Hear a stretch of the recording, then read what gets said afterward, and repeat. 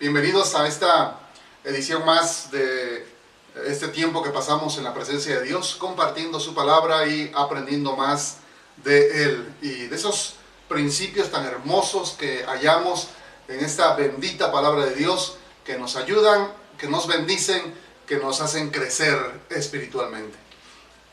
Doy gracias a Dios por todas aquellas personas que se unen a nosotros en estos momentos, que están dándose el tiempo de abrir su pantalla, de estar en este canal para que podamos estar meditando en esta preciosa palabra de nuestro Dios. En esta ocasión quiero compartir un tema que he titulado El proceso de una inversión. Y como texto base vamos a tomar a Mateo capítulo 25 y vamos a leer los versículos 20 y 21. Dice así la palabra de Dios. Mateo capítulo 25, versículos 20 y 21. Dice: Y llegando el que había recibido 5 talentos, trajo otros 5 talentos, diciendo: Señor, 5 talentos me entregaste, aquí tienes, he ganado otros 5 talentos sobre ellos. Y su señor le dijo: Bien, buen siervo y fiel, sobre poco has sido fiel, sobre mucho te pondré, entra en el gozo de tu señor.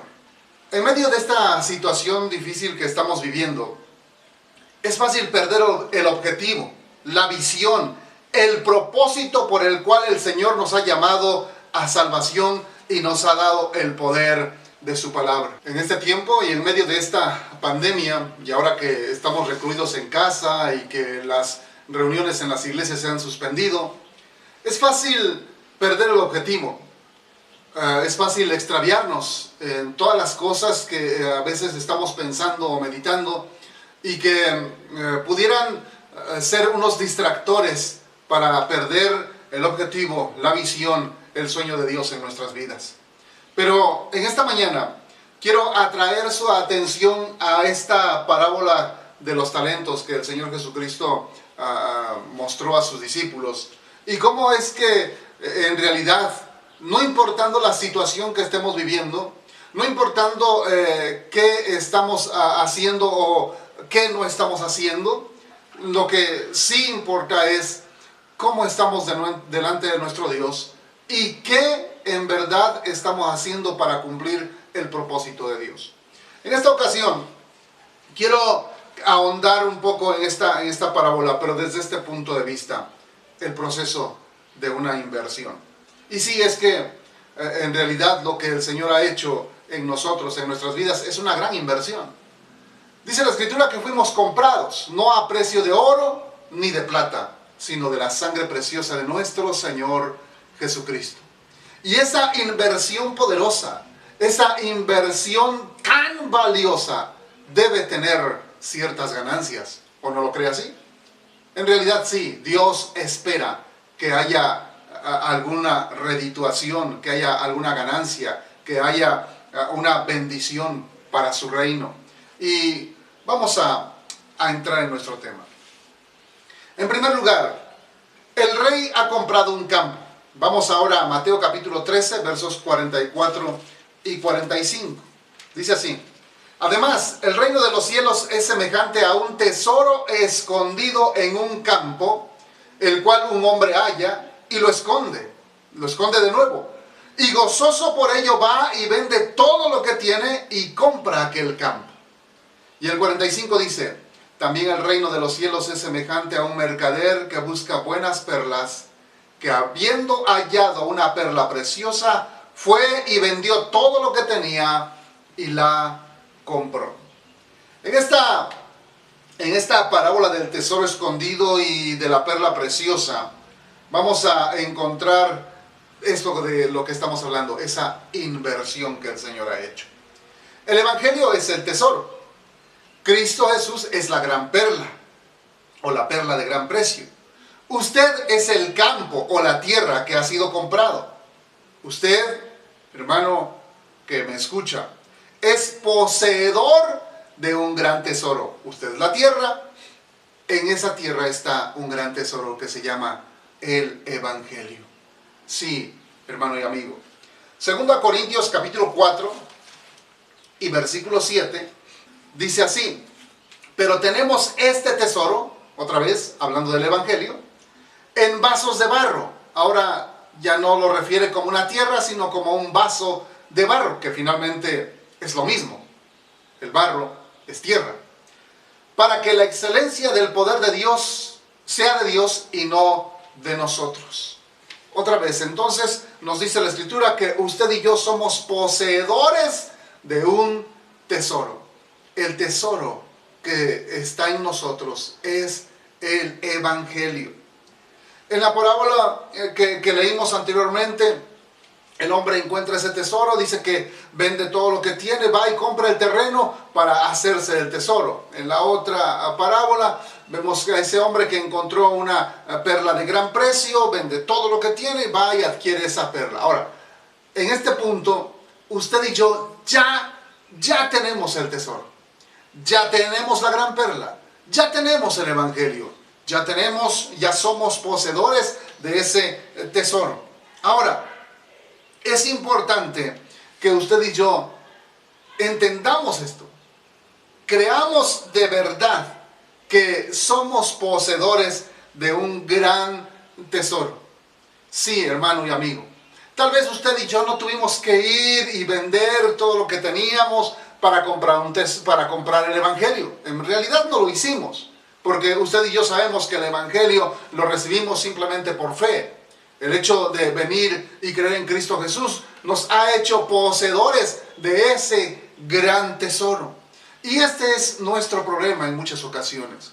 Como no fuimos obligados a vender todo lo que teníamos, a dejar todo lo que teníamos, todo lo que poseíamos para ser poseedores del Evangelio, como de que de repente no lo valoramos. De repente en nuestra mente y en nuestro corazón no entendemos que lo que tenemos es un gran tesoro que vale muchísimo. Póngase a pensar un momento. Ha valido el precio de la sangre preciosa de nuestro Señor Jesucristo.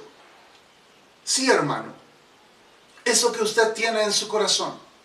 Esa seguridad, esa confianza de que usted es hijo de Dios, que ha sido perdonado, que sus pecados han sido lavados en la sangre de Cristo, que usted ahora tiene la puerta abierta al cielo, porque dice la Escritura que ahora usted y yo que hemos creído en Cristo Jesús vamos a entrar a la gloria de nuestro Dios. Así lo prometió nuestro Señor Jesucristo. Él dijo incluso: el que cree en mí tiene vida eterna.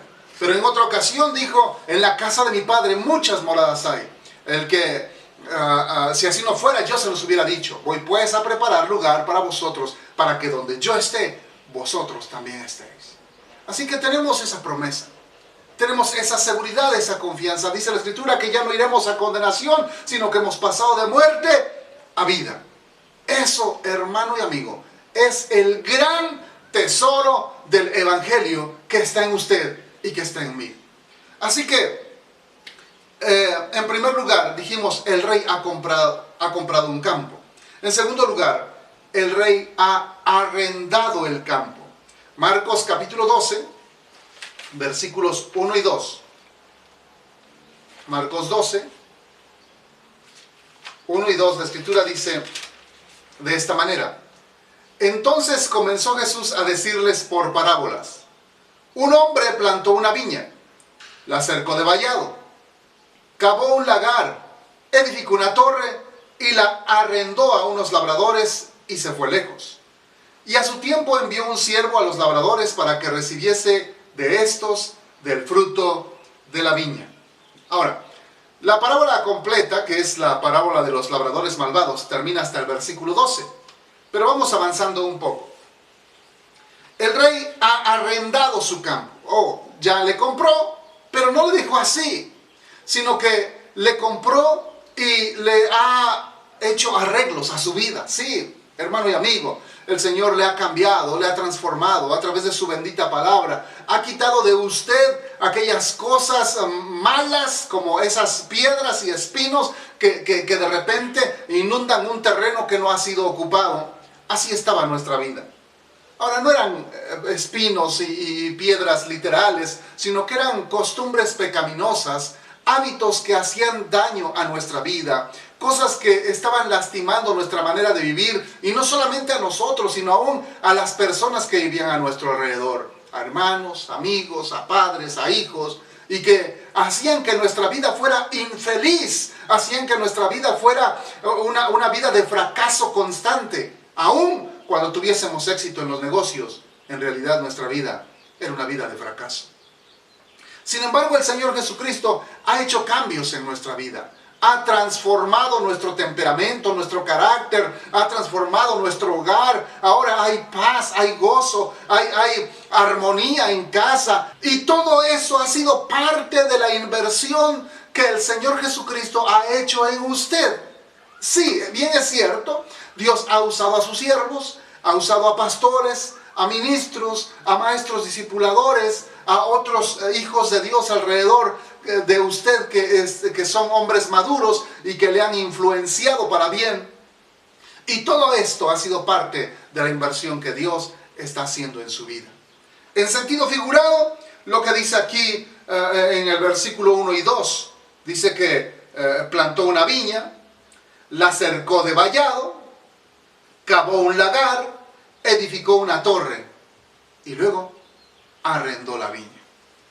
Ahora que el Señor le ha cambiado, ahora que el Señor ha transformado su vida, ahora que el Señor ha hecho esa gran inversión de transformación en usted, ahora usted está siendo arrendado. En el sentido figurado, claro. Pero lo que nos quiere decir aquí es que Dios espera en usted y en mí, espera fruto. Él quiere que nosotros le demos ganancia de eso que Él ya ha hecho, de eso que Él ya ha invertido, de eso que Él ya ha puesto en nuestras vidas. Él espera ganancia. Pero ahora a usted y a mí nos toca ese punto, ese sentido de dejar que Dios, a través de esa bendita palabra que ha depositado en nuestras vidas, pueda hacer fluir su Espíritu Santo y pueda haber fruto. El fruto puede ser en diferentes maneras. Hay por lo menos 3 tipos de fruto. Fruto de carácter, cuando el Señor ha transformado nuestro temperamento y nos está edificando carácter. Pero también fruto de vida en cuanto a traer a otros a los pies de Cristo. Pero también puede haber fruto en cuanto al testimonio y a lo que conocemos de la palabra de Dios, llevando palabra a otras personas para su edificación. El asunto es poder dar fruto. El fruto más preciado, el fruto que más nos muestra el Señor Jesucristo, es que podamos traer a otros a los pies de Cristo. Incluso alguna vez cuando llamó a sus discípulos, cuando estuvo haciendo el llamado de que le siguieran, el Señor Jesucristo le dijo: vengan y les haré pescadores de hombres. Y la última porción del Evangelio según San Mateo y también la del Evangelio según San Marcos nos hablan de la gran comisión, de el para qué estamos aquí, por qué fuimos puestos en este lugar, por qué el Señor nos dejó. Alguien dijo que si el único objetivo de Dios fuera hacernos felices, Él nos hubiera llevado en el momento en que recibimos a Cristo. En ese momento preciso nos hubiera llevado, nos hubiera quitado de esta tierra y nos hubiera llevado a la patria celestial, porque ¿dónde más podríamos estar mejor sino en la misma presencia de Dios? Sin embargo, hermano y amigo, déjeme decirle que ese no es el único propósito de Dios. Sí, Dios quiere llevarnos a su lugar, ese lugar precioso de su divina presencia, esa nueva Jerusalén, esa ciudad santa, ese reino eternal. Nos quiere llevar allá, a la casa del Padre. Y lo va a hacer, seguramente lo va a hacer, tarde o temprano lo va a hacer, sea a través de esta pandemia o sea a través de otra situación. Él nos va a llevar a su patria celestial, al hogar que nos espera, que Él mismo ha preparado. Sin embargo, mientras estamos aquí en la tierra, tenemos una gran comisión, un gran trabajo: compartir a Jesús. Y ese es el tercer punto que quiero compartirle en esta ocasión. El rey vuelve a pedir fruto. Y ahí mismo, en esta misma parábola de Marcos, capítulo 12, pero ahora los versículos 2 al 5, la Escritura dice: y a su tiempo envió un siervo a los labradores para que recibiese de estos del fruto de la viña. Mas ellos, tomándole, le golpearon y le enviaron con las manos vacías. Volvió a enviarles a otro siervo, pero apedreándole, le hirieron en la cabeza y también lo enviaron afrentado.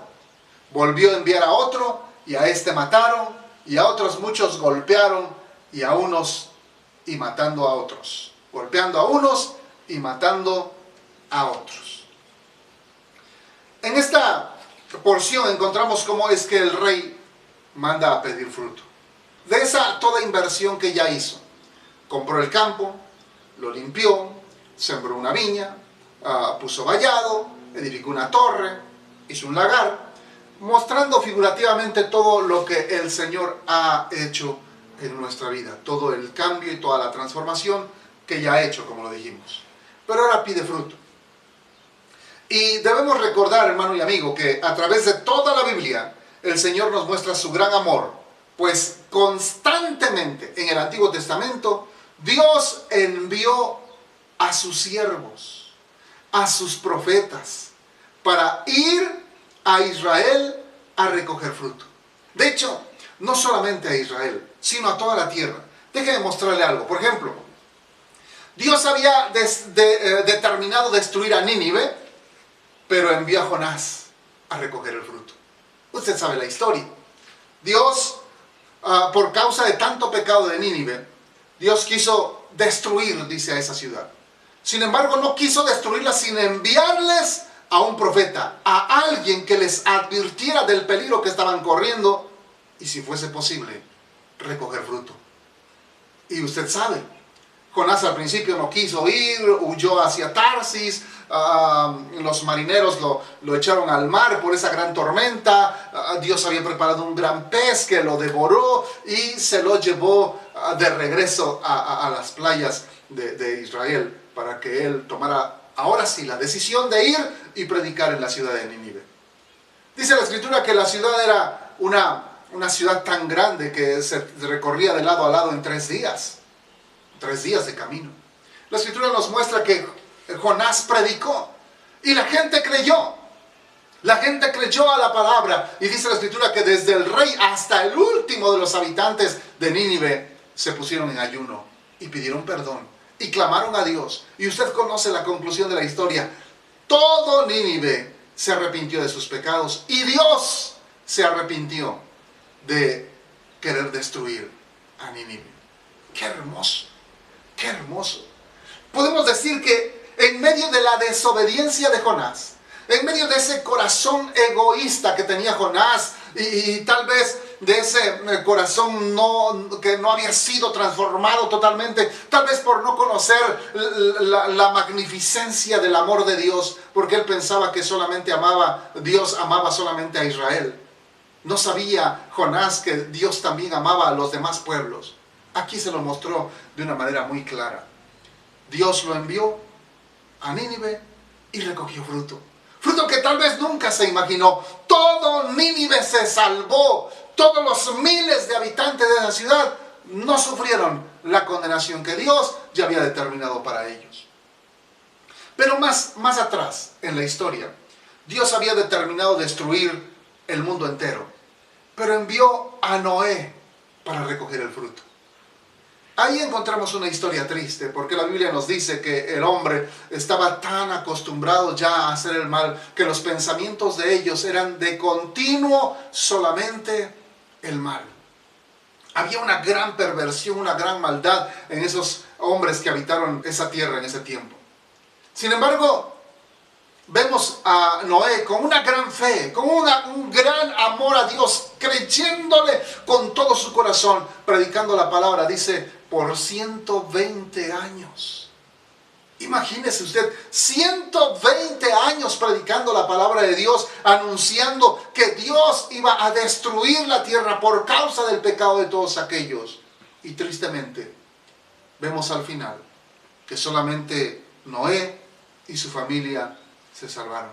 Solo 8 personas. De los miles o millones de habitantes que había ya en la tierra en ese tiempo, solamente 8 personas se salvaron. Esta es una historia triste, sí, porque Dios envió a Noé y recogió muy poco fruto.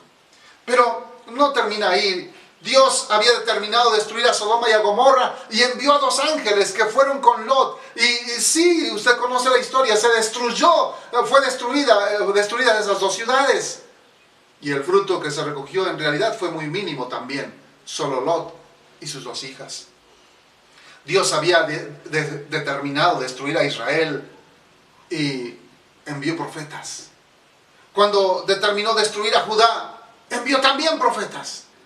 Siervos de Dios que anunciaran que el juicio habría de venir, que ellos tenían la opción de arrepentirse de sus pecados, de venir a Dios, de volverse al Señor y de evitar esos juicios.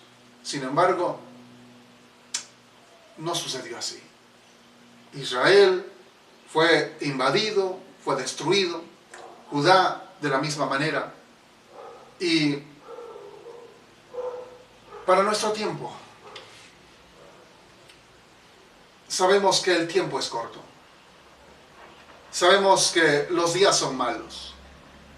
Muchos dicen que esta pandemia es apenas el principio de dolores. O tal vez el preámbulo del principio de dolores. Algunos dicen que cada vez las plagas van a ser más grandes, más fuertes, más intensas. Sin embargo, lo que sí le puedo asegurar es lo que dice la palabra de Dios.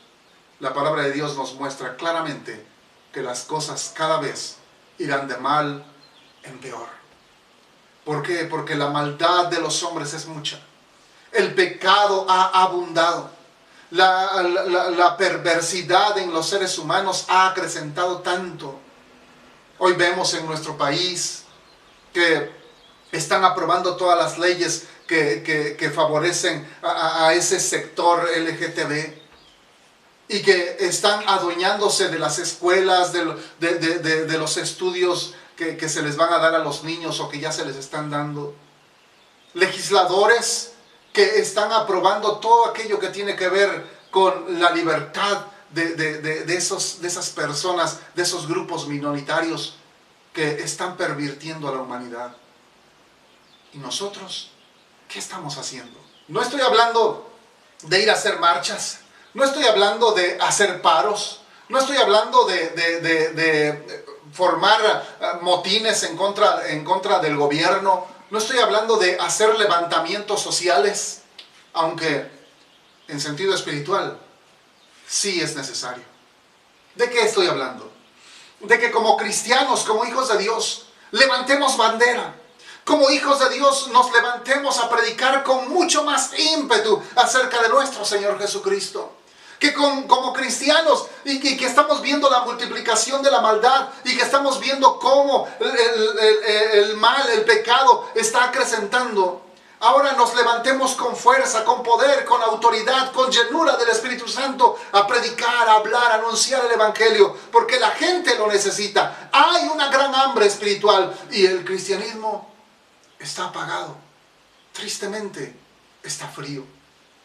En nuestro país, y no sé en otras naciones, pero lo que puedo ver es que los cristianos perdemos el tiempo discutiendo por asuntos teológicos, perdemos el tiempo en conciertos, en música moderna, en cosas por el estilo que en realidad poco pueden hacer para anunciar el Evangelio. Creo que es tiempo de levantar la voz, es tiempo de avanzar en el evangelismo personal, pero también el evangelismo masivo. Es tiempo de usar las redes sociales, todo lo que Dios nos ha puesto como herramientas en estos tiempos para predicar a Jesucristo. Es tiempo de ir y poner programas en radio, es tiempo de ir y contratar tiempos en televisión para anunciar a Jesucristo. Todo lo que podamos hacer para predicar el evangelio, porque déjeme decirle, hermano y amigo, estamos en los últimos tiempos. La venida de Cristo está cerca. Jesús viene pronto y Él espera de nosotros que estemos haciendo su voluntad. Que seamos hallados como aquel siervo fiel y prudente que está dando su alimento a su tiempo a sus consiervos.